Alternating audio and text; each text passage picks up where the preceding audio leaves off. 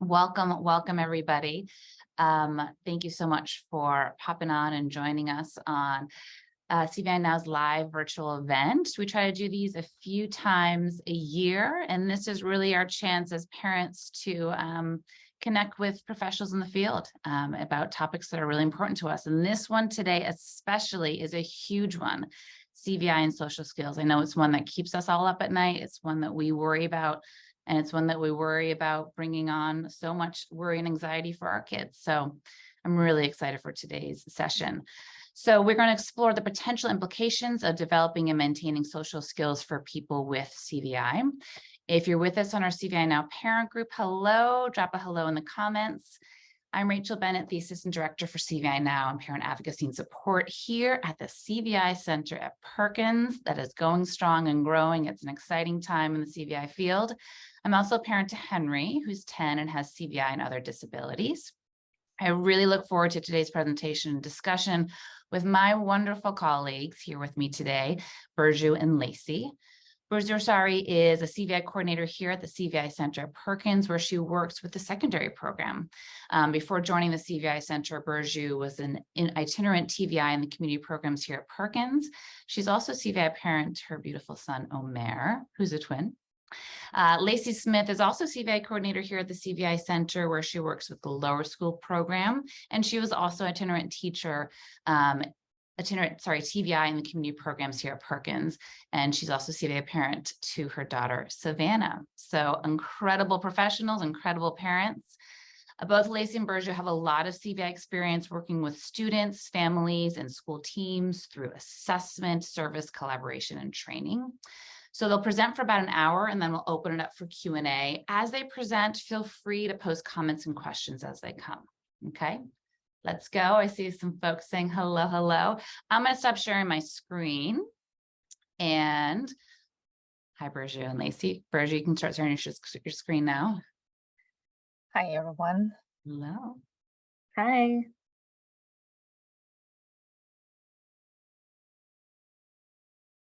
How does this look? That looks beautiful. Awesome.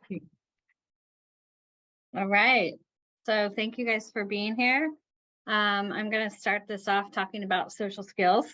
So first, we're obviously going to do a little preview of what is CVI. CVI is the leading cause of blindness in children. It's a brain-based visual impairment caused by damage to the visual pathways or visual processing areas of the brain. Individuals with CVI often lack and struggle with visual attention and visual recognition, resulting in a lack of access to understanding the world. CVI is lifelong, and about 50% of students here at Perkins have a diagnosis of CVI. So some of the assessment areas that we look at Perkins are 16 different visual behaviors, including appearance of eyes, movement of eyes, impact of color, light, motion, response interval, visual fields, access to people, form accessibility, visual guidance of upper limbs and lower limbs, sensory integration, the impact of object arrangement, clutter, again, visual attention and visual recognition, visual curiosity. And then we look at how they use compensatories to really support their understanding of who and what is around them. So when we're thinking about social skills, we're thinking about a lot of different areas that can be difficult for our children to understand what is, or how their social skills could be potentially impacted, like including motion, people moving around, or crowds, or how hard is it for some of our students or children to understand who's around them in sensory environments. So those are just kind of the first, steps we think about all these areas when we're thinking about how their social skills can be impacted. And Burju and I are really going to get into that a little bit in this presentation.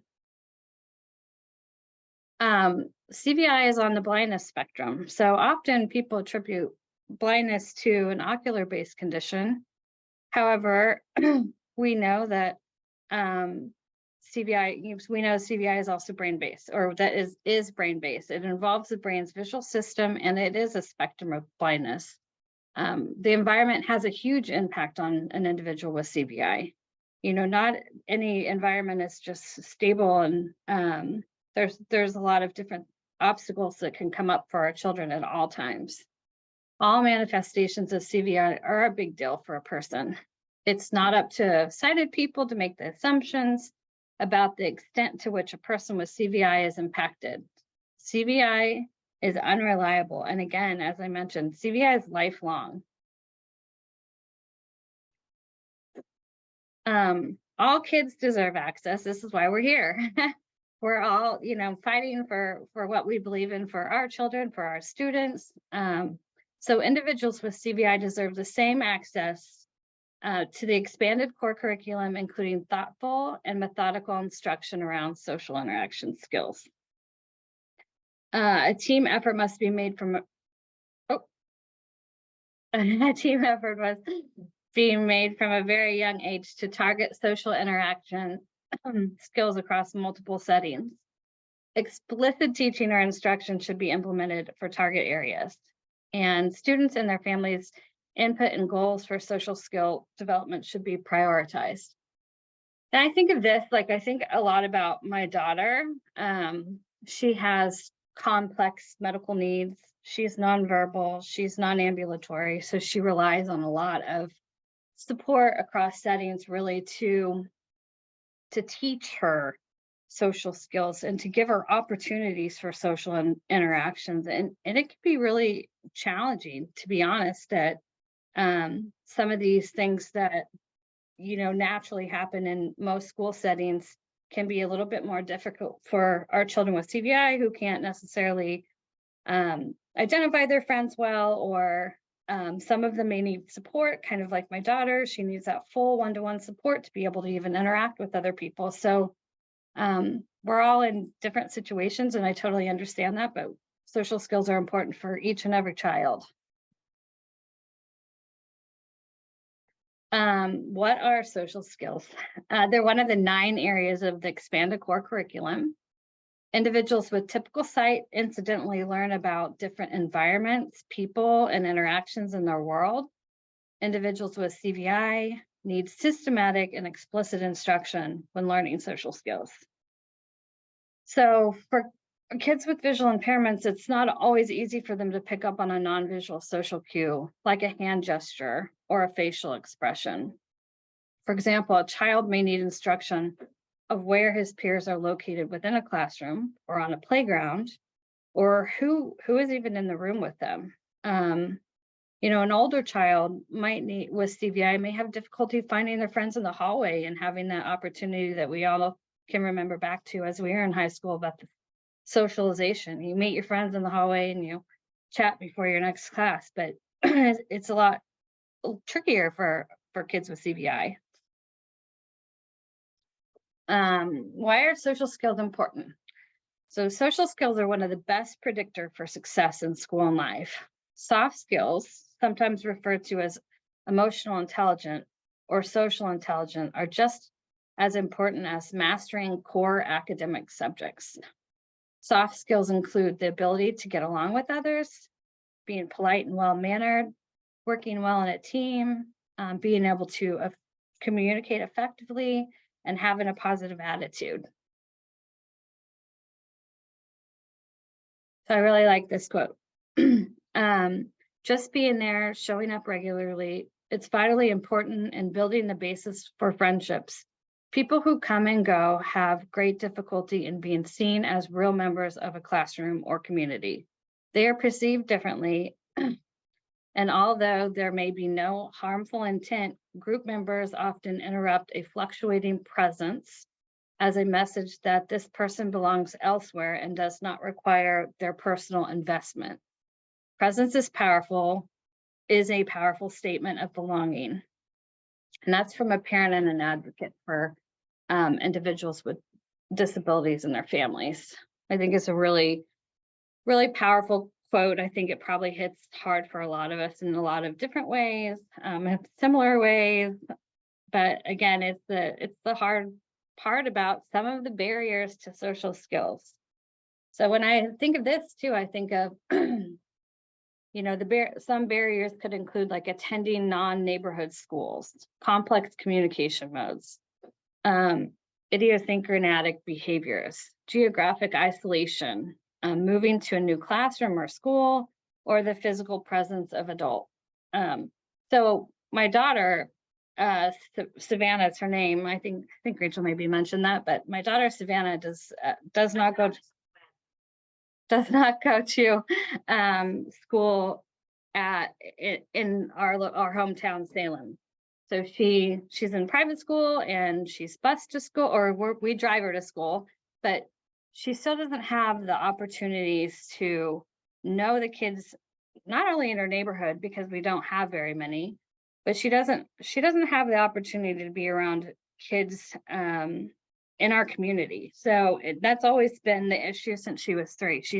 She's always been an out of district placement, and as much as we started with a peer-to-peer classroom for her, it wasn't a good fit for her, I guess I could say. And so now we have to think about like all these barriers. She faces each of these listed. Like you could think about, she's in a non-neighborhood school. She has complex communication modes. She's nonverbal. Her behaviors as an 11-year-old, such as like putting her hands in her mouth all the time, are going to be kind of found as different for most 11-year-olds. We live at least close enough to drive to an amazing school. But going to different classrooms, and she always has to have one-to-one support. So these are just barriers that some of us face. And a lot of our children, I feel like they do grow up in a very adult-centered world. Savannah is also she doesn't have any siblings. She's an only child, so that makes things a little trickier as well.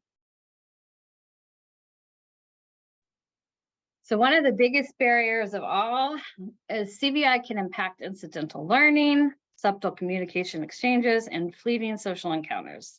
This impacts all areas of development, including social skills and peer relationship. So again, I think about if you're going to design a specific group for a complex child, and I don't have to just use Savannah, it needs to be meaningful, it needs to be motivating, the instruction needs to be individualized to her needs, and she requires full one-to-one support for social interaction. So she might not be best in a group setting. She might be better off with a one-to-one supported by an adult, a social group for her. So Virtue's going to take over for a little now. Hello, everyone. Oh, this was your slide. No, I'm sorry. Yeah, I lied. Yeah.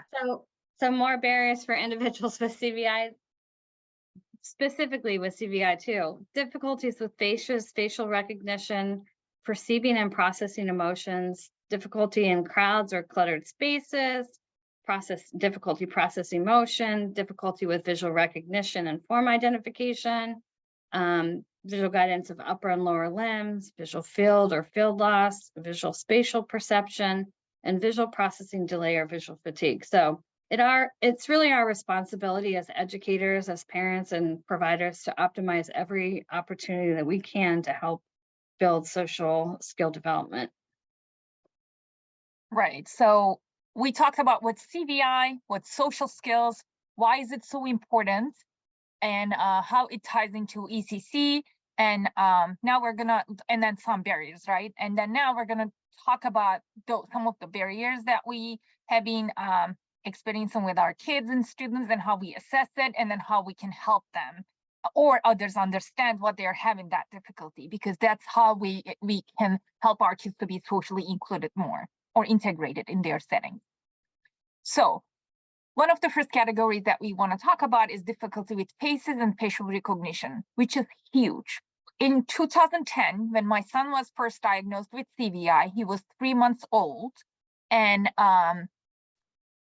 I didn't know this was a huge area. Now I know, because we have lots of research out there. We are so lucky. But this is really one of the areas that we assess at Perkins, one of the 16 areas, and it's really like important to understand to be able to make that connection with the social skill difficulties. So what we mean with this category is like unable to establish and maintain facial regard. they cannot make eye-to-eye contact, or they cannot look at your faces, or they cannot pair a face with a name. They can look at the face, they have good visual attention, but they might not know who that person is. Or they might have difficulty with recognizing faces with changes, like glasses versus no glasses, hair down, hair up. Establishing facial regard when other person is speaking. For example, sometimes kids look at your face. As soon as you start speaking, they start looking away. So that's also related to sensory integration difficulties. Or they cannot look at the mirror for self-care, because again, looking at faces is difficult. And it also has its own complications, not being able to look at the mirror at older ages for self-care, for other stuff. And yeah, in this picture, this is Omer, with his dad. He's working on making a eye-to-eye contact. We practice that every day for the last 12 years. It's hard. So some of the recommendations, but again, we always say is one size doesn't fit all. Every student needs an assessment to be able to understand what would help them. But these are like some common ones that we can start helping our kids, in the community. Always provide an auditory cue when approaching, like, hi, it's Burju, how is it going today? Like, introduce yourself in the beginning. Say, if they don't have that long relationship with you, I think it's always best to say, hi, Michael, it's Sarah. Or start with their name and directing a question in a group setting. If you start saying, for example, let's say I'm talking to Lacey in a group of like 10 people, and it's like, oh, I really like your shirt. Like, Lacey can make eye contact with me and know that I'm talking to her, but our kids cannot. So saying, Lacey, I really like your red shirt, it's lovely, it's always more meaningful for kids. Point out your visual attributes, such as help them, because maybe they cannot make that connection to understanding your visual attributes. Hi, today I'm wearing a black shirt, I have glasses, again, my hair is down again. Or you can use a tangible personal identifier or simple descriptions. And usually teachers at school, they have those like tangible symbols, like they choose an object that is meaningful to their specialty area, and then they use it on their badge. Or we should know that we should tell everyone that our kids should not be expected to look at their faces, and it's okay. But we can teach our kids to look at their, the person's direction who is talking to them, or just acknowledge it. It can be difficult to look and listen at the same time, and just put it out there. Tell everyone it's okay.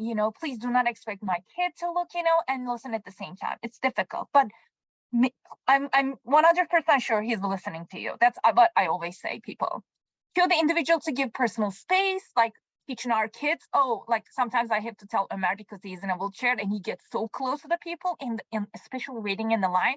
I always tell him, oh, are you making sure that you have the personal space, or other person has it, or orient themselves toward the person speaking. I always like turn your wheelchair, even when he's in a wheelchair, like, did you turn? Like, you can't talk like in a way that way, like at least turn towards them. Those are important things to remember and remind our kids. So some people, and I think the majority of like people with CBI might have like facial blindness, which is prosopagnosia. We are not going to play the video today for the sake of time, but it's here, and I don't know, maybe we can share it at the end, or maybe Rachel, can you copy and paste it in the chat box, or maybe we can, I don't know. But it is a neurological disorder characterized by the inability to recognize faces. They can look at faces, they have good fixation on the faces, they can really like follow people, but they cannot tell who that person is. So that is what face blindness is. Again, you want to share some codes that are really like strong and powerful. So this is a quote from Nye, who is an adult and a teacher with CBI. So prosopagnosia is not only the inability to recognize faces, it can also involve experiencing faces as twisted and contorted. Trying to look at people made it impossible for me to pay attention to what they are saying. If I really wanted to hear them, I had to tune out visually. This explains why they look away while they're listening, and I think it's so powerful. So we want to talk about this huge example because it was really resembling to me, and it really helped me to understand CVI as a parent. And now I think back this example when I'm trying to help my students. So when Omar was in preschool, he was told that he has great social skills because he says hi to everyone, or he kind of reach for people. He wants to play with people. But I knew that he didn't have that facial recognition, and nobody believed me. So I said, you know what? I'm going to do a piloting. I'm going to do a test. So usually he comes home with the van, but that day I just decided out of, blue that I'm going to go pick him up at school. So I was waiting in the hallway. I emailed the teacher beforehand. I said, please do not let him know that I'm coming, because then he might use the context, right? And he might expect me there. So he will be looking at, where is mom, right? So I didn't want him to be that. So do that. And then, so he was coming down the hallway with his wheelchair. Someone was pushing his wheelchair, and then I blocked his way. I stood up in front of him, and then he looked up at me, and everyone was watching in the background because they wanted to know, they wanted to prove that I was wrong. And then Omar looked up at me, and he said, "Excuse me." And I was shocked too, because it was so close. It was like 2 to 3 feet. And I changed my outfit from the morning, so he cannot use that connection. I didn't smile. He knows my smile. I didn't wear my glasses. He knows my glasses. Everything was taken away. And then he kind of like changed his route. He went to the other way around. He wanted to, go to the door. And then I took a step and I blocked him again. And he said, "Excuse me." And then he turned to his aide and said, "I think this lady doesn't understand English or speak English." And I started laughing because I wasn't expecting that comment, and he was right.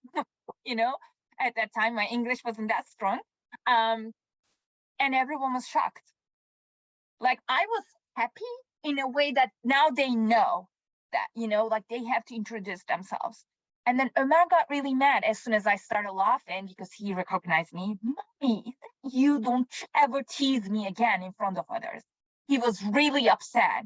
So he said, "Why didn't you laugh or smile at the beginning so I would have known you? It's you, Mom." So again, they needed to see that. I'm not saying everyone go up there, show them, but talk about it. It's really important that they should know about it. And because of that, they have difficulty perceiving and processing emotions. Understanding the emotion of others, it might be difficult. Sometimes Omar might laugh when I'm crying quietly, or like sad sitting at the corner. I have to tell him, "I am sad right now." And it's not like he's trying to be mean. He just cannot have access to that information. Unable to match voices with facial expressions. Sometimes, sometimes some people cry like they're laughing.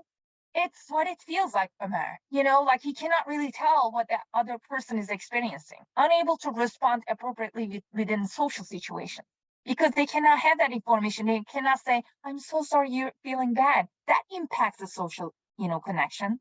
Or responding appropriately, like making the same face. If Lacey smiles at me in the hallway, I will smile back. But if I don't have that facial, access, I cannot. And I would, like Lacey, if she doesn't know me, she would think, "Oh my gosh, she's so mean. I smiled at her and she didn't." So that's the simple way to explain it to others. Some of the general recommendations, again, one size doesn't fit all, but these are common ones. We should exaggerate verbal expression to support the understanding of emotion and intent tied to facial expression. Model language to help make connections, like she's laughing, I can tell she's happy. Or encourage kids to validate their understanding of social situations. Like, "Oh, did you see that? She was happy. She said happy, and then, she's happy, and then she laughed." Or auditory cueing to explain others' feelings and emotions. Or verbally tying sounds to events. "Oh, like if Sally's crying, use the opportunity to tie the voice to emotion, like explain the circumstance. I hear Sally's crying. She must be upset." Or establish a routine, like use visual, tactile, tangible, or auditory reminders of expectations. Foster that friendship, and that can be done through structured activities such as social groups during lunchtime, or library, or go to like Starbucks when other moms are going, or it's just like teaching them turn taking, like reading buddies at school. Those are really great opportunities. Again, some codes, because we love codes. Nicola McDowell is an adult with CBI, and she said, "I missed social cues. I misinterpreted people's reactions and I couldn't always recognize the person that was talking to me.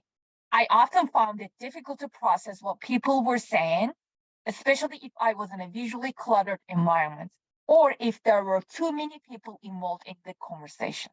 Imagine this happens like 90% of the time when I'm in a group of people.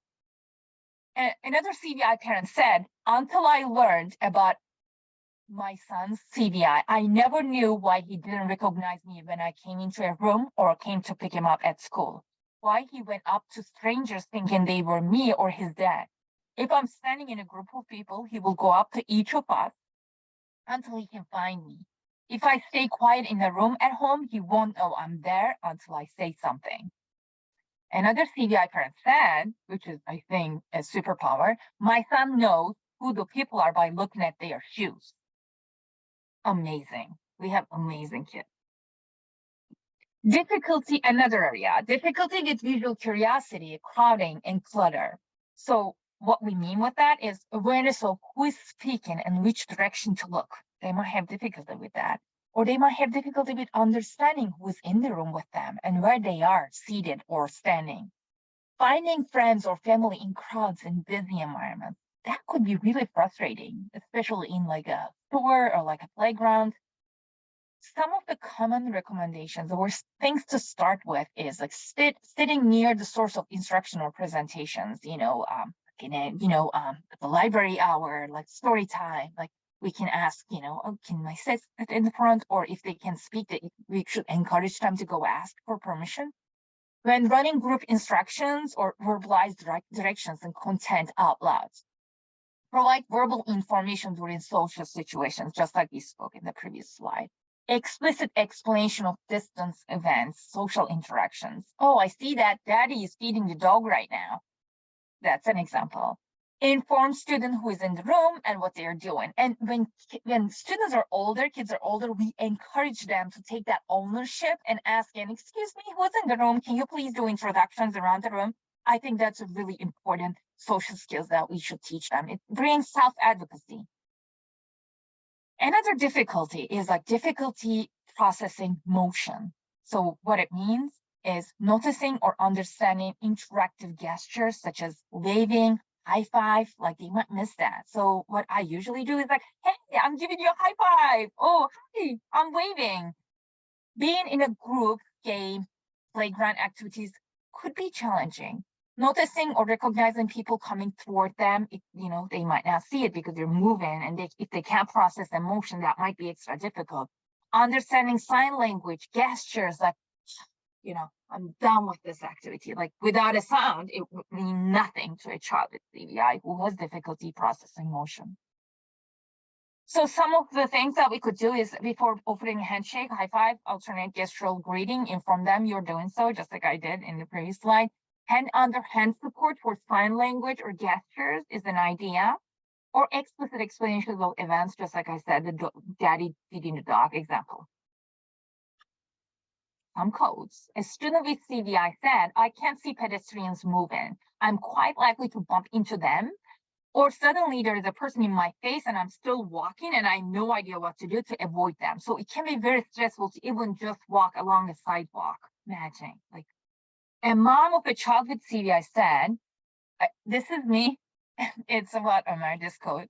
My son thinks I'm trying to be funny when I'm upset.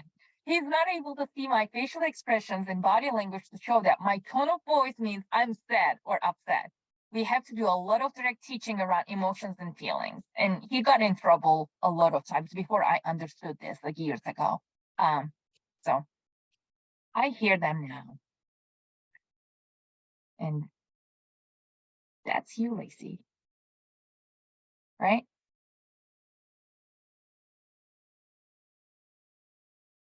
Sorry, I was just trying to get off on mute. That reminds me too, Burju talked about it earlier, and just the difficulty processing emotions. I remember specifically multiple times my daughter also laughing when she heard a baby cry. And I used to tease and be like, that's so mean, Savannah. But, I know that she has difficulty with visual attention, visual recognition, definitely emotions. Like even even if she's understanding them more, it's harder for us to know how that looks for her. So we're going to continue on, and we're going to talk about visual recognition and form identification. So when we're thinking about social skills, difficulty recognizing, some of our students have difficulty recognizing objects or people or places, which can really impact their social skills in a variety of ways. They might have limited access to social stories and social situations. And I think of this, I was actually thinking of this morning, I remember making a social story for a student I worked with about going to the beach. And then I was thinking, just like, even for my own daughter, like, is that meaningful to her? Well, she loves the water and the beach, but how often does she interact with a shovel or a bucket or sand to really help her solidify what this experience I'm trying to teach her is about? So, and then we have holidays coming up, and every year we do get out some of the same stuff and all month long, and we interact with it, like her Christmas tree and being able to turn the lights on and off of the tree. But that doesn't mean that she's has enough opportunity to really interact and understand some of these things that do happen in social ways. So connecting 2D situations to real life, if they're unable to understand a photograph of something, it's a lot harder to make that connection of what's going to happen when we go where, what's going to happen during this social event, or what does this game look like, for instance. An individual with CVI might only recognize a character on a TV show by the music that's associated with them. And I have a really good example of this. I had an assessment, and the student loved a certain little cartoon character, and she knew all the words, she knew all the songs, she knew all their names. And during her assessment, I had showed her some pictures of those characters, and she had no idea what I was showing her. So she was really relying heavily on the auditory piece. And that's something, that we look at so specifically when we're doing assessments, really to be able to support our students in their classrooms, in their social environments, and really trying to help everyone understand the compensatory skills that they're using to seemingly look like they know what's going on around them. Another example I can think of specifically with the same student, like Purdue talked about going into a classroom. Like, well, if you go into a classroom, how are they access to people? Some kids might say hi to the people they expect to be there, even if they're not there. So we really look at all those things. And difficulty, again, recognizing people in photographs. Some of our kiddos just can't do that. They're not there yet. So that's limiting. Visual recognition and form identification. So some recommendations is provide an auditory cue or a verbal confirmation that you are who the child believes you to be. Avoid the use of photographs as the sole means for identification during instruction, especially for kids who do not understand two-dimensional images. I wouldn't actually use them at all in that sense. I would find something that's identifying of that person to help them make the connection. Support strategies to elicit voice cues and promote social engagement. So, this again, Burju touched on, like, as students become older, and if they're able to ask things, like encourage them to ask around or introduce themselves to others, because that is part of social skill development.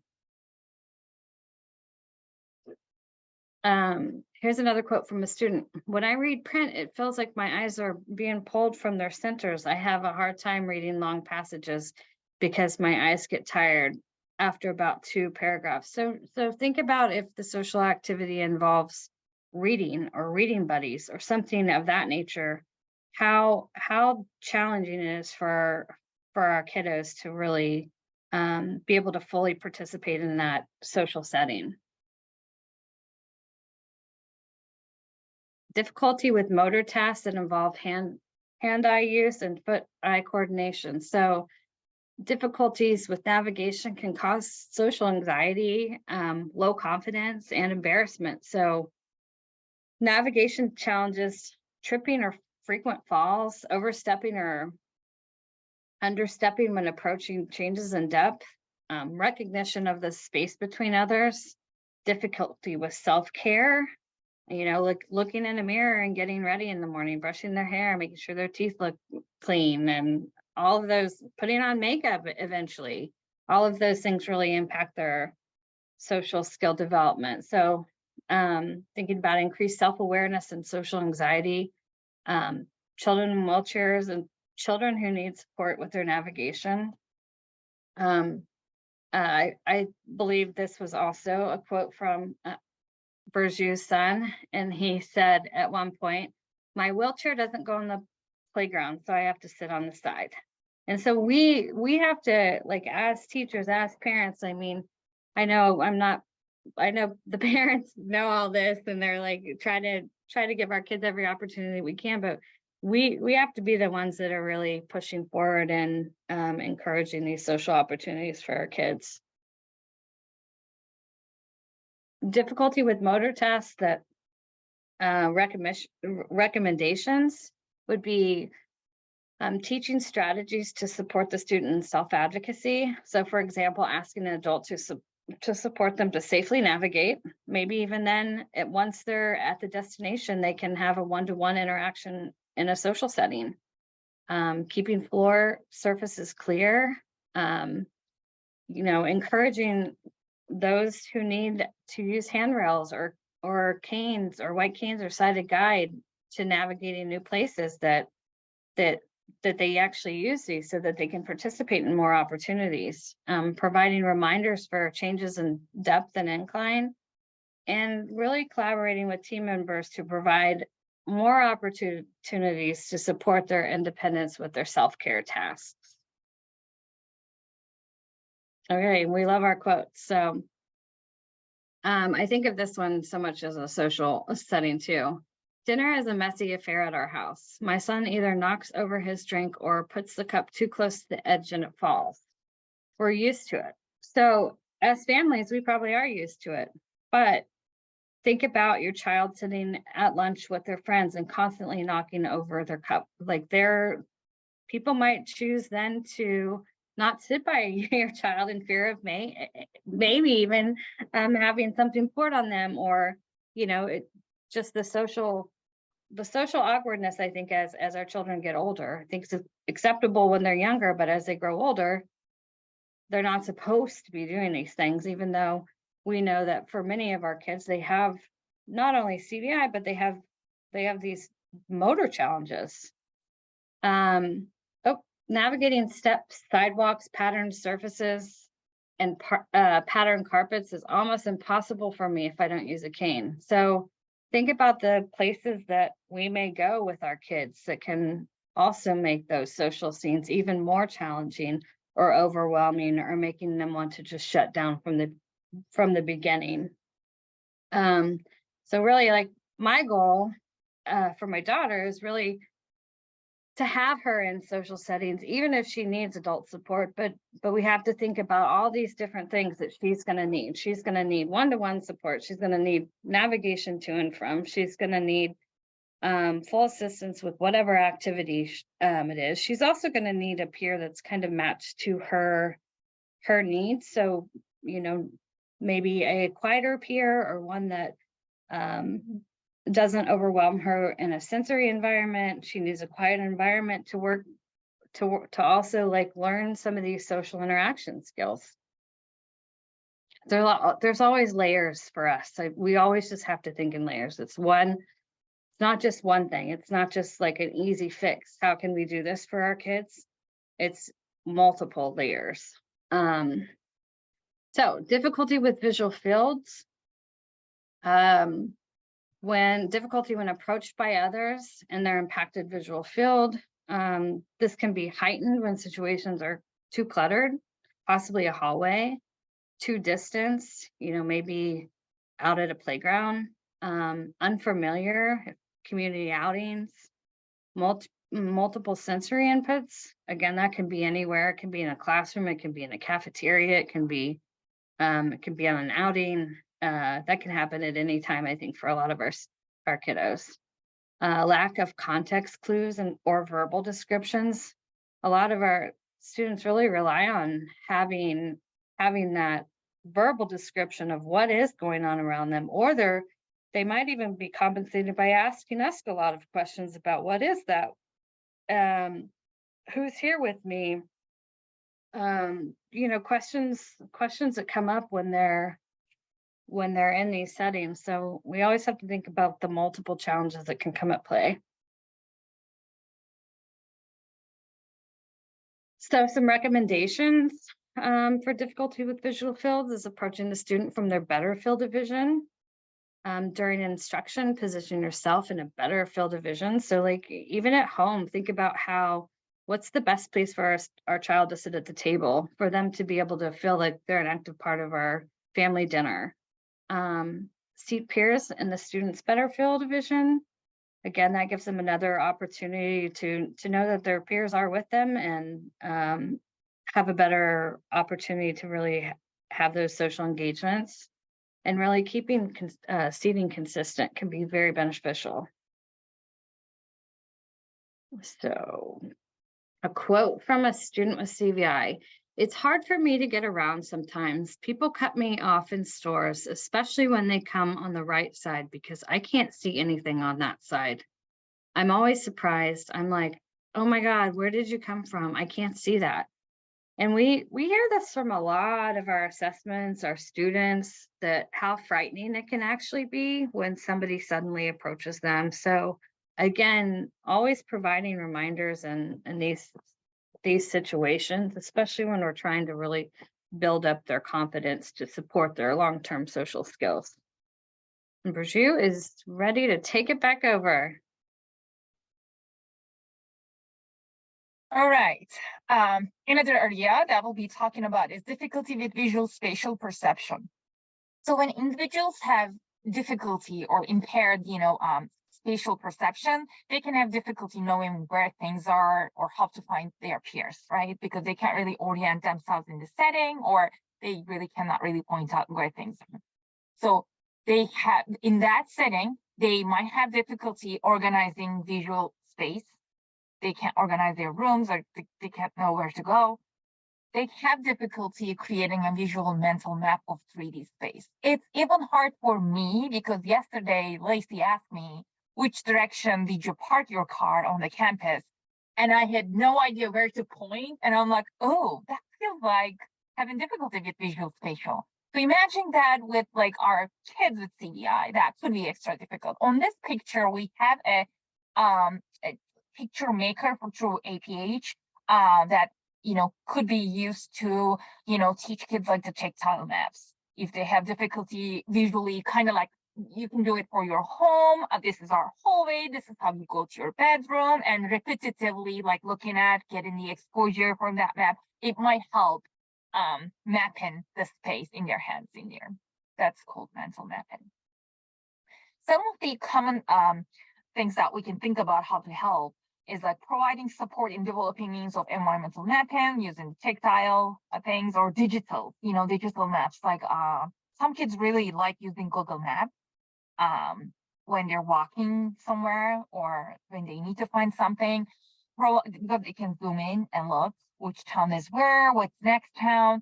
Providing support around organizational skills, and we can provide a predictable learning environment. If they have difficulty finding their belongings, then keep them at the same spot, in the same orientation, in the same cubby or same, cabinet, so that they can find it. They don't have to go through and finding their stuff. So another area is like increased response interval and visual fatigue.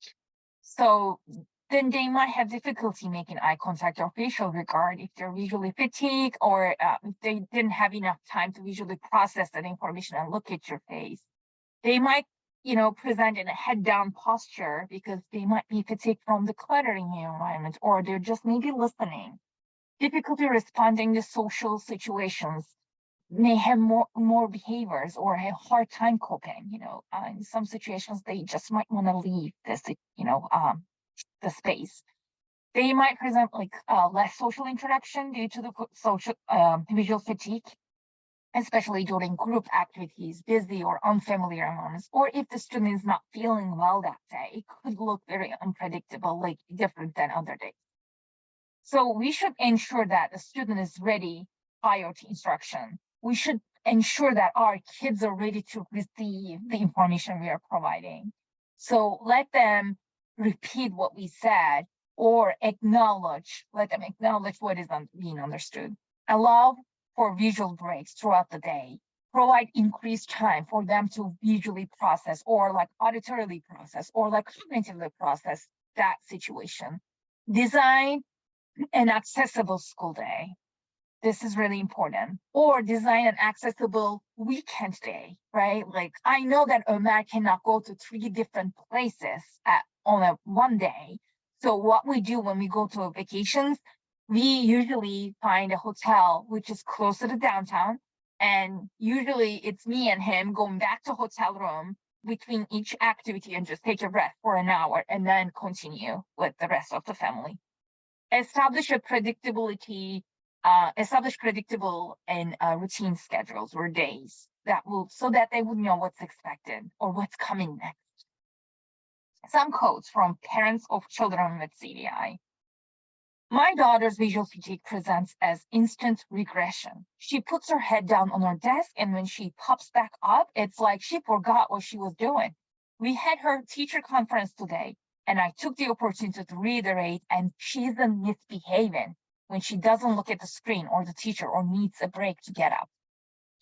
Another quote from another parent, learning has to happen in 10 to 15-minute bursts. Anything more than that, and my daughter can't physically hold herself together. If she has an intense session of physical therapy, like swimming or spec riding, that may be all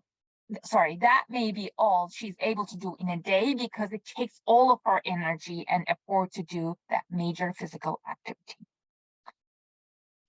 Another quote from another parent. Visual fatigue occurs most often for my son with multi-sensory input. For example, as he's physically exerting himself, the school gym is loud with lots of people and items moving quickly. His vision essentially turns off for a period of time. And the team should know that it's okay. This is how he processes the world, and he needs that break. Compensatory skills that are used to support individuals with CBI. It's huge. Compensatory access refers to how an individual with a visual impairment learns to acquire, share, and process information, including the general education curriculum. Access fills the gap in concept learning. Compensatory access also refers to compensatory skills. So some of the common ones we see that our students or kids are using is auditory, cues or skills, tactile cues and exploration. Like they kind of like touch and understand what it is, or they kind of like for auditory piece, like they kind of like hear the person and they know who that person is. Context cues, like they know that mom and dad are at home, so they, if they, they see you in the kitchen, they know that's mom. But if you are in a party home in a birthday party, it might be harder because context is taken away. Color coding strategies, they know what shirt you're wearing, and then they might just, go to, the color. Like when we went to Disney in 2014, so I was 4 years old, and his brother, Dimir, they just wanted to go to the, right away. And I said, are you sure? You must be tired. And Omar said, just put a, red shirt, I'll find you. But then at the end, he went to every single person with a red shirt. But it was less, percentage of accident because that were many people with red shirts. Memory, they use memories, right? Like where things are, where people are, or what they wear, if they have glasses, or how their hair look like. Prediction skills, like if I told a man that I was gonna come pick him up at school that day, the example, remember, he wouldn't know. Like he would look at like, oh, that's like mom, that must be mom. But I took that away, no predictability, and then it's gone. So examples of how individuals with CBI might identify staff, peers, or people in their lives. Voices. hairstyle or hair color. We all talked about these, but we want to just sum it up. Location of seating in the classroom or at home, clothing, footsteps. Believe it or not, some students say they know how people walk. That's how they know. Smell, how they smell. Like really, they know how you smell or your perfume. Personally relevant item. Again, glasses, it could be a bag, it could be a laptop, iPad, whatever you carry with you all the time. Oh, we want to talk about, so we have a Perkins CBI Club that we do for students with CBI at secondary. We talk about social skills and, how we kind of we wanted to give some examples to see for parents who kids are younger, how it might look like in the future, or for kids, older, it might help you with the current situation. Perkins CBI Club is a student-led group supported with adults. The focus is educating and learning from each other. Participants practice self-advocacy, self-determination skills, building lifelong skills. So one of the students who comes to CBI after talking about how color is important, color coding, prediction memory, he said that I use color coding heavily to find people's rooms, right? Like he needs to go to certain rooms, and he asked for landmarks in his favorite color, which is green, in the building to be able to find, or he needs to go find his cottage, but every cottage has the same color of door, and he asked that, can we paint the door in different colors for each cottage, so I can use color, I can be independent and find where I need to go, which is really nice. So those kids are helping us to help our own kids, right? It's really amazing when they speak up and just say, this is what I need. And it also helps for our students who cannot tell us, right? That we can really understand and just observe them. A student who recently graduated asked for support from Perkins to help to train the staff at her day program that she attends to, because it impacts her daily. Those are great things that we can really think about future and how we can help our kids when they get older. We need to rethink what we say to individuals with CBI. I really love this activity. And if we were in person, we would have done it we pretend we're in a classroom. Lacey is my student. I'm the teacher. I'm kind of being mean. I'm look at me while I'm talking. And in her, bubble, Lacey thinks, well, to listen well, I need to tune out my vision because I have CBI. Or I might be a teacher and say, sit still, you keep moving your body. And then Lisa says, well, in her head, I need to move to help process the world. This is how it works for me. Or follow along, But then in her head, it says, I need someone to describe what's happening around me. It's so complicated. People keep moving around. I don't know what's going on here. Or pay attention. Oh my gosh, that's the phrase I keep hearing people to tell Amar. Especially playing board games, because it's extremely hard for him, but he wants to be socially normal. So he is playing, but believe me, it's a nightmare for him and for me, because he and him struggle and it's so difficult. And then people say, oh, are you paying attention? How many times do I have to tell you? He doesn't have to look to pay attention. And of course, Omar might have said, there is too much on the walls or around me. It's really noisy and it's too hot or it's too cold and I'm stressed, anxious, and I can't use my vision. And he wants to win. He wants to win the Monopoly game. That's what he's focused on. He cannot pay attention. He's thinking, looking away. Or work with others in your group. A lot of people says, okay, work around you, make your own group. When you go to conferences, they say, okay, 2 people, can you make a group? And they can't, because they don't know who is next to them. Or they need to help recognizing people and knowing where they are. They might look like they don't know where to go, but it's really they need that little support, encouragement. Just what I can do is oh, Amar, you have Michael, Sarah in your table. Would you like to be a group with them, or do you want to move to another table? Just an example, Again, some strategies for the classroom or group setting is, sitting in the same spot. They might prefer to sit in the same spot, and that's okay. Sometimes teachers say, you need to rotate, change your spot. Our kids with CBI, they don't like that. So put it on the IEP. My son cannot change his lunch cafeteria seating, which is a horrible setting for him. like he has to sit at the same table with the same peers. I'm sorry, if you need to increase socialization, try another setting. This setting is not appropriate. Tendencies to hang out with the same group of people, like they want to hang out with this, smaller, like this, like same people. And then teacher comes back to me and says, Bourgeois, we have some concerns and we're always hangs out with the same people. I'm like, yeah, there's a reason. And then again, that starts again. Requesting family members or friends to wear the certain color of clothing. We just talked about it, the Disney example. Apparently I mentioned, I talked about it a little bit too soon.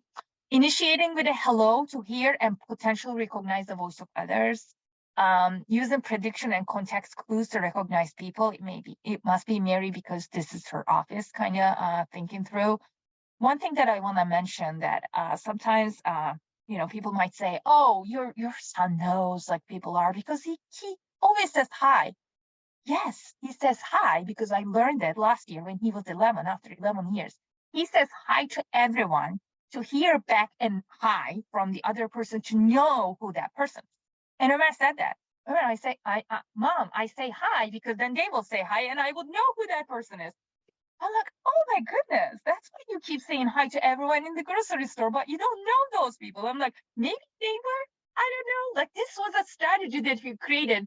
It wasn't appropriate for all setting because we were going to mall and I was saying, I'm like, who are you searching for? But he was trying to learn. Now it's more appropriate. He doesn't say hi in the grocery store or mall, but when we go to a birthday party, he says hi first, always. That finishes. Wow, time is good. Rachel, you're going to be so proud of us. We finished on time. Thank you, thank you, thank you. Oh my For our gosh, so much references. great information. Yeah. You can unshare your screen. There's some comments that came up, some questions. God, like you said, Lacey, there are so many layers when it comes to thinking about our kids in these social situations. Okay, where to start? So I just want to start with some of the comments in the chat, just around a lot of parents were saying how they color code. One of my favorite quotes from Kira, who's a CVI parent, said, my child uses color to track the unrecognizable visual world. And so that really resonated with a lot of folks. And another one said they love the quote about the child recognizing people by their shoes. And her son, when he was in preschool, memorized the color of the backpack of every single kid in their class. Okay. Just incredible. And what I really appreciate your presentation is it really clearly lays out all the ways that CVI affects the ability to develop social skills and to engage socially, and why this needs to be on the radar of all school teams. So I really appreciate that. One of the questions that came in pre-submitted is a big one, and one that I also have a question about as well is, how do you write social skill development into the IEP, and how do you advocate for that support?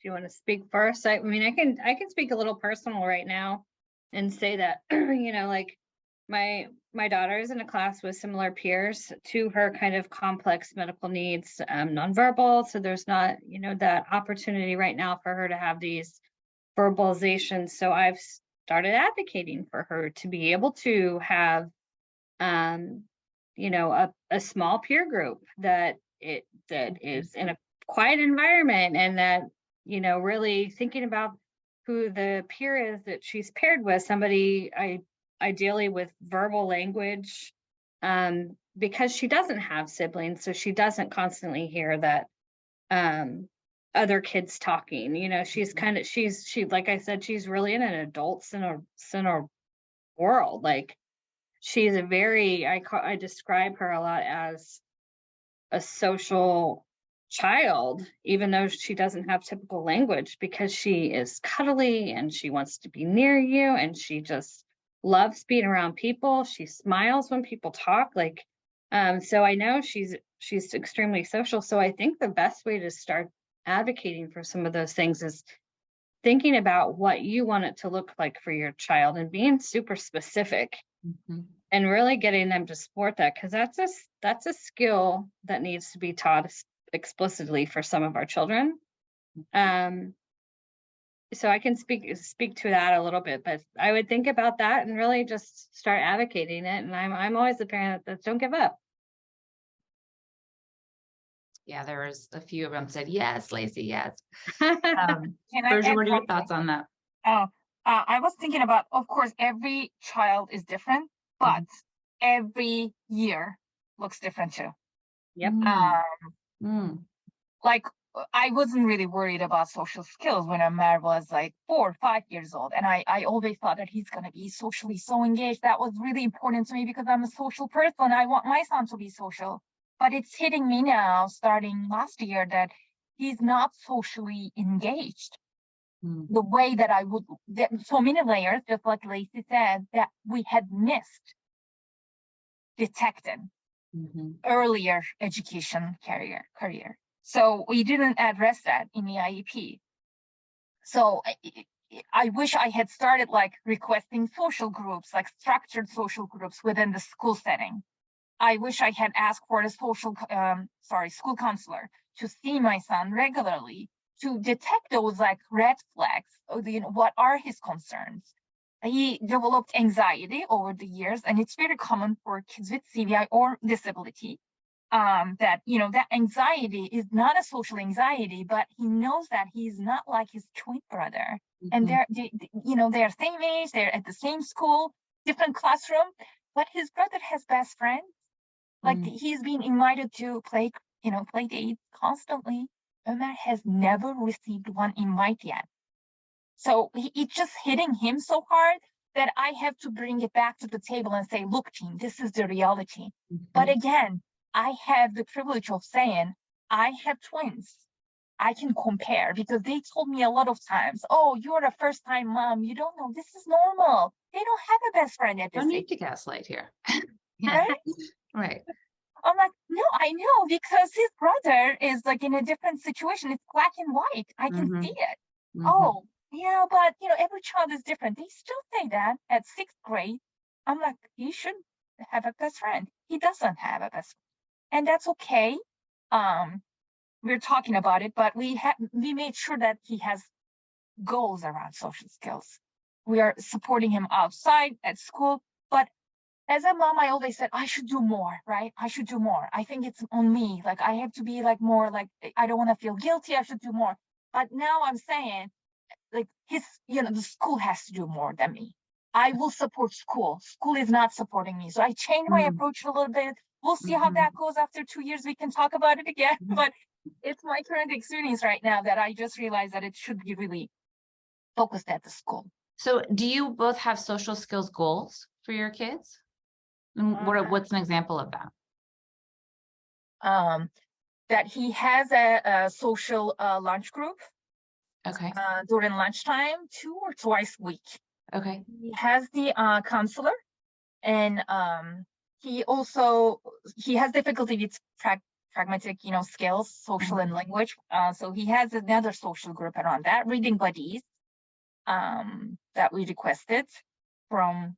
He's a reading buddy for younger kids. Like it's always he is the receiving part, and I said he should be also given part, right? Like he should. And then why don't we make reading buddy for a younger grade so he would kind of help reading a younger child, just to give him that confidence level. Yeah.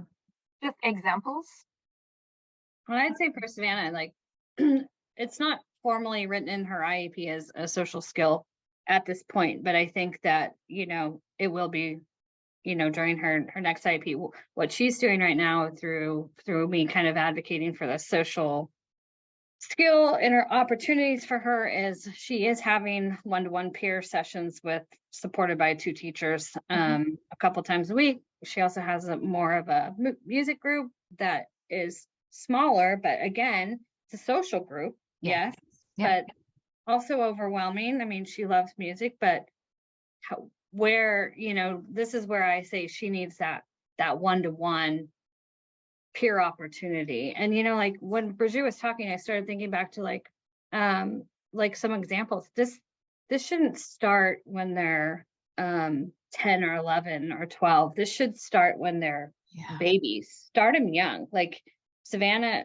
I know Savannah and Omer were both in an infant toddler group. So they had those opportunities to be around other kids.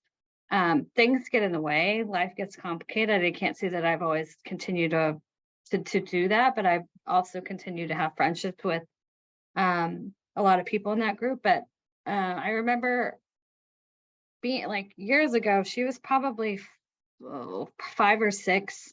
We went to a Christmas party at Mark's work, and she was in her stroller or her wheelchair stroller, I should say, and this little girl was just kind of staring at her. Mhm. And so, what I did is like, oh, hi, this is Savannah, because she's nonverbal, I have to speak for her kind of. But I'm like, she loves Frozen because she had a Frozen doll or something. Do you love Frozen too? So I tried to find that common ground between the two. And I think that's what we as parents need to think about, us as educators, we need to think about, like, what are the common themes here? What do they both like? Like, for instance, I know one of the little girls that Savannah interacts with likes bath bombs. Well, so does Savannah. So, like, let them explore a bath bomb in a sensory bin or whatever it is. I think about these are perfect opportunities for social development. Yeah. Yeah, agreed. A lot of another parent was saying, I don't think many teams even think about the social aspect for kids that are nonverbal. I agree. And it's something that needs to be on our advocacy radar. And I really love your examples of intentional, social groups, even if it's just another person. I know with Henry, he has a speech group in school. And what I've really appreciated this year, I mean, it's so interesting how some of these things really just hit us in the face when our kids get older. We're like, oh yeah, he's 4th grade and his peers are in a whole different place, right? Their interests are really different. He has not keeping up with the same age peer interests, and it really starts coming. It just makes it so much more obvious, and it's really hard to, first of all, confront and then figure out how you want to navigate this. That's in a way that doesn't cause more anxiety for him, but it is also just meaningful. And so his teacher is really great in that he sees, Henry is part of the classroom, but he sees engagement with Henry as really a leadership and skill building opportunity for other kids in the class. And so when he needs somebody to support him to go down to the elevator or to take him to wherever he goes everywhere. He has a peer go with him and sees that as a leadership opportunity, somebody, for them to practice their own social engagement skills with kids with disabilities. And we need to put a lot of responsibility on the teams for that sense as well. It's also their job to teach non-disabled peers, what it looks like to interact, and engage with kids with disabilities. That's such a great example, honestly. And it's just, and I think just kind of making people aware of that, there are ways that you can, build in, skill building and leadership opportunities for kids in the classroom, in terms of when they work with our kids. But so, I mean, it depends on whoever you get each year. This teacher is really in tune with that. And so, yeah, this is good. And peers change, like Peers what change. one match could be good for a child at one age might not be good for them at another age. I mean, this is where the layers come in. You have to think about every single thing to think, how can this be right, a good social opportunity, a positive social opportunity for my exactly child. Right. We want it to be positive because we don't want to reinforce, something that's not going to make them feel good, which is a lot. For Henry, I know even when he was younger, it was so hard just to be in a room with many other people. And so that set off all of his meltdowns. And so I think, maybe this is actually a good time where, we found the right supports and medication for him. And he's really able to kind of be much more available to engage socially. So I feel like a lot of our kids have different seasons and phases. And sometimes social skills can be worked on, right? And sometimes they can, and that's okay. That's totally okay. That's such a good point too, because I think you said that, is there anything specific social skill related on Savannah's IEP right now? No, but like I can tell you, part of the reason is because she's had these difficult challenges in this past year, and we have to get above that before we can really get above anything. Exactly right. They have to be okay on several levels. There's a question around how do you write things like that into the IEP, students helping students? It's a great question. I think it's something that you need to bring up with your team. And, I'm trying to think about, because everything is so focused on those goal and objective areas. And so I wonder if there's this is just kind of top of the mind, and Burju and Lacey step in. If there's an independence goal or even a social skills goal or even a behavioral goal or something, it can, maybe an objectives could be, you know, given, you know, opportunities with 1 to 2 classmates 2 times a week or something, you know, something like that, that it sets up the condition that that has to be part of their school day. I think that, I mean, yeah. It could be under like, I think every kid with any special needs should have a goal section for independent living skills. Even for like preschool kids, you know, that it could be under that. Like one of the benchmarks, like how, you know, social skills, it could tie to social skills, social engagement, taking ownership, leadership, encouragement. How do we encourage? Kind of like, maybe we can say, just an example, like, you know, the student like Omer will have opportunities to interact with others by providing reading buddy support. I think that's what it is written in the IEP, but also under additional information, he has a section that says that he will be going to a lunch social group once a week with an adult support. Nice. So that additional information section gets bigger and bigger every year as I learn more and more. But I love that section because you can put anything in there. When it's written, they have to do it. Yeah. And this is in Massachusetts. I don't know if all states have that additional info section. Yeah, that's a good point. But I know other states have like supplementary aids and support section, which I think that can be added as well. Yeah. I'm sure there should be a section for that. Even thinking about things like, you know, for some of our makeup of our kiddos with CBI, like joint attention, and that doesn't mean that they have to have like eye-to-eye contact. That could mean that they're playing the same drum together, or you know, taking turns doing something. Like simple things like that really, you know, kind of are the foundation for building these social opportunities for our kids. Well, and that makes me think, Lacey, you know, our kids have every right to build a social experience, you know, using their compensatory skills. And so how can we show them that you can use your auditory skills, and you can use other compensatory skills in social situations, even when your vision is not available. And I think that's hopefully something that can empower. I mean, I'm thinking that for Henry, because he really relies on his compensatory skills to empower him. I know he's in an adaptive dance class, which he really loves. And, you know, I think he just loves just being in a setting with other people. And I don't know how much conversation or anything like that happens, but just to do something, a shared experience with other peers, I think is meaningful as well. That's made me think of that, Lacey. And so, you know, Berge, I'm thinking about the CBI Club that you run, and it's just so cool. I visited once, and it's really cool, and it's really neat just to hear what these teenagers of CVI have to say, you know. And they have, you know, they have this ahead of, like, they're all different in their own way. And so when we think about building those self-advocacy skills to support social engagement, like, what does that scaffolding look like?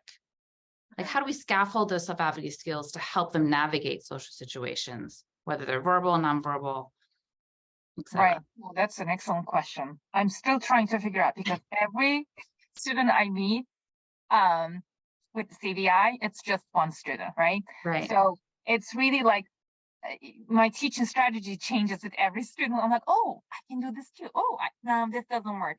So, but a lot of times what I feel like, really awareness.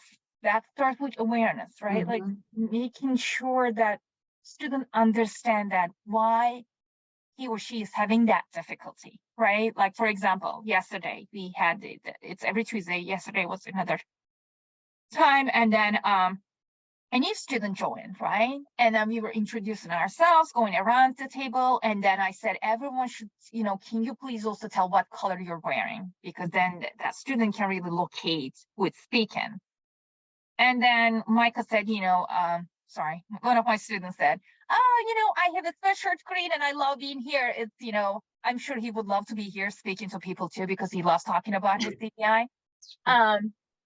And then student asked, why did you say you're wearing green? He's like, I love green. He's like, why do you love green? And then that was a moment that other student was learning about why color is important, color coding is important, right? And he's like, oh, I do that too sometimes. I use like red beans for my cables and then yellow beans for my devices. So I don't mix up devices with cables. And I said, that's great. Self-advocacy, asking people, do not combine these beans, right? It's like, exactly. And then the next step is like, how do you tell this to other people? Like, let's practice that. And then we kind of like make scenarios, like, and then I think that starts with awareness, going back to your question, and then making sure they understand the implication, where it is coming from, right? And then coming up potential solutions, because one solution is not going to work for every situation. So you have to come up with other solutions. Like being flexible is another thing, right? Like if it doesn't work, that's okay. Let's find another way. I hope this answered your question, but again, it is not like one correct answer. No. I mean, obviously, but those are the things that I witness a lot during CBI Club. They are teaching me at club. Let's put it that way. I'm learning from them. That's why I love going there. But awareness is the beginning, I think, of like understanding the implication and coming up with solution. Lacey, what do you think from your perspective? What is I was going to say too, like just finding that commonality that like between peers or between things that they enjoy. I mean, just to have like a stepping stone to build what, because a stepping stone to build their social communication, because, I think if you were to give, an opportunity to a child who didn't like that opportunity, why would they want to engage socially? Like if this is no fun for them, like, so we have, again, I'm going back to there's a lot of considerations, but I think I think in general, thinking back to even like infants and toddlers, it's that, always, I mean, for even at home for us, like letting Savannah know that I'm here, she's playing her keyboard, I'll play some notes with her, like showing attention, showing her that I like to do this too. For peers at school, I think they have to find some common themes that support these students, like for her, a reading buddy might not be her thing. She's not really interested in stories, but a music buddy might be, like, so it's, I think going back to that, and I hope that answers your question. I think that question is super complex. It's a huge question. And layered, and I don't have the right answers, but I think back to the basics of what does this look like, for a typical child, and how does that typically, start with some of that and adjust. That's a great question. How do typical, non-disabled peers develop that self-awareness and those self-advocacy skills? I also even think it starts with, in the, during a learning task, them advocating for, however, they communicate saying, they need, this is too cluttered, or I need help. Like just starting with those really small moments of showing that, when they can self-advocate for their needs and how, and then maybe translating that, into a social group as well, but just getting that kind of self-advocacy muscle starting, and even giving them a choice, if there's a choice of like, this looks good, or no, this needs to change, like something like that, to just start saying that you have this choice and you have this ability to let the people around you know if this is okay or not for you. So yeah, I think that's exactly, both of what you guys have said. There's a lot of layers, but that choice making is also one of those beginning things. If we think about, even for our verbal, but for some of our nonverbal, like how do we know that we're giving them the correct opportunities if, they have challenges with not being able to tell us? There's a question that came in. Oh, go ahead. No, I said it's just reading into all their cues, and like Burju said, like you have to constantly adapt what you're doing based on each child, or each moment, or each environment. Yeah. There's a question that came in earlier around, how do you explain CVI to your child? And Burju, I'm thinking about, how do the teenagers that you work with describe their CVI, and how do they become aware of it? And how can we help our kids become aware of it in an empowering way? Right. They all have different definition of CVI. If you collect them, that will make a book. I'm not kidding. But because I think it's around what they have the most difficulty with, right? Like Some of them might say, I only see certain colors. Some of them might just say, it's like swirling motions of people going around me, and it's really hard to look around. They never talk about the neurological piece or where it is coming from. They are not stuck there. Like that really amazes me. Like in my experience, I always was so scared of Omar asking me why. Why do I have a brain injury? Why did I have a brain bleeding? He never asked me that question, Rachel. He is not there. He's looking at the final stage. Like, this is what I have. Yeah. He doesn't question. Right. He's like, this is who I am. This is my wheelchair, part of my body. Same thing with the CVI Club students, teenagers. They are not stuck at that stage like we parents are. I'm always stuck, like, why? Like, what did I do wrong? Like, did I do anything wrong? Some days I'm like, no, I didn't do anything wrong. This is the way it's supposed to be. But then there are days like, I wish I didn't drink that Diet Coke, or like, I wish I didn't, like simple things really like make a huge Yeah, I get stuck there sometimes too. Stage. Right. Yeah. So with students, it's not that way. They are looking at it from different perspective. They are stuck on that day, that moment. It was like that too. Living the moment and why they have difficulty, they just explain their CVI from their own perspective. Like, for example, one student said, I have CVI, and because I cannot look at faces. Like, if you think about it, this is so powerful. Like, she thought that, her CVI is coming from having difficulty with the faces, because that showed me how huge it is in her world, how difficult it is, how much she's struggling, like in her own world about that piece. And CVI comes second. So it's really like, I don't think they need a definition to tell others, look, you have to do it this way because I have CVI. They might just say, my vision works better depending on their age, find the appropriate language and model that language. Kind of like what I do with Omar. Omar doesn't like talking about his CVI in front of a group of people. He would never say he has CVI unless he has a world of like people who are advocating for like Perkins. He would come talk to you guys because he knows you're trying to help them. But if you talk about it, he's like, I don't know what normal looks, Mom. What do you mean? There's nothing wrong with my vision. This is how everyone sees, I think. It's the only vision they've known. Yeah. Right. Like, he's like, how do you see Mommy? I'm like, I see normal. What is normal, Mom? I'm like, I don't know. They explain it, but like, can you see this? He's like, yeah, he can see everything. It's just like that connection. If it is slow, he doesn't know it's slow connection or the visual processing because it's his normal. Yeah. So it's really hard, but I don't think they need to explain to the world what CVI is, why they have a brain injury, why it is where it is coming from. I think they don't just need to explain them. Yeah. I might not look at your face when I'm talking to you, but please be assured I am like listening to you. It's just I'm here with you. Those like little moments I think will help people to understand the advocacy. And yeah, that makes me think of the quote from that student, like, where did you come from? I didn't even know you were there. You came on my, I'm sure that maybe she was like, you came on my wrong side, you scared me. And, things like, I like that moment to moment, because Henry, he's not able to verbally describe, what his vision is like, but he can show you, it's like, how do you want to look at your iPad? And he's like really close. And so I think it's, different ways like that, like, oh yeah, you like to look at things close. You need to look at things close. Or, if you don't know who's there, that's why you always say hi. One parent was like, their child just says hi to everybody just to know who's in the room. And I definitely think Henry does that.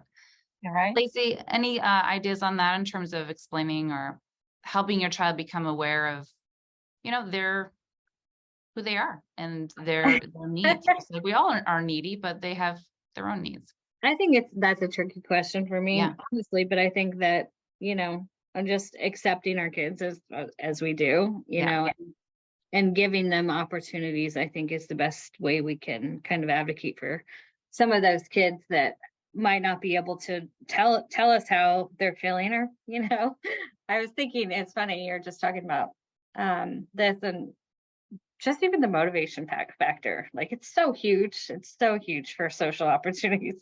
just yesterday, Savannah was at therapy and the therapist was trying to get her to look at something, and her dad's like, I got a spoon because she loves to eat.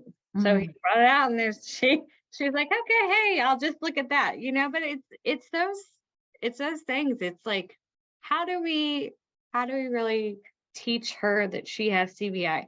I guess for me, I don't. I mean, she has so many layers to her that her vision is very important to me.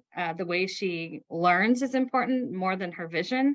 And so it's really me supporting her in that way of constantly advocating for her and making sure that people know how we see her kind of observing her world just like that. Give her a spoon or a Kit Kat or something, she'll follow that. Yeah. Very visually in tune to something fun like that. But give her something she doesn't care about, like a pen. Yeah. Are we going to get anything from her? I don't know. Don't give I don't know if that made, it's so. It goes back to what you're saying, meet them how do we where they're at? Yeah. Meet them where they're at. Make sure that they're included in social opportunities. Sometimes it's us doing that.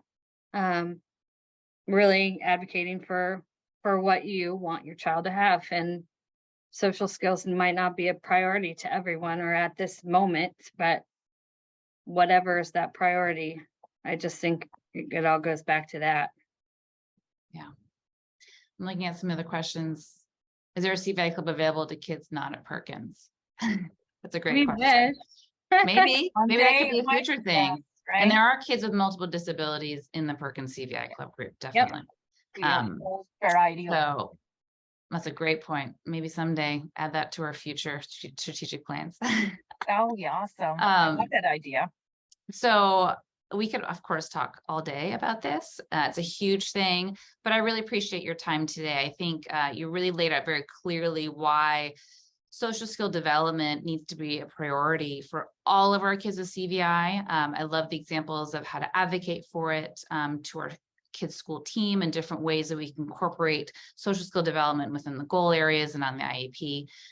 Thank you all who tuned in today out of your very busy lives and day to be with us. It really means a lot. And thank you, Burju and Lacey, for giving us your time and expertise. Thank you so much for watching this event brought to you by CVI Now here at Perkins School for the Blind. Go to cvinow.org to learn more.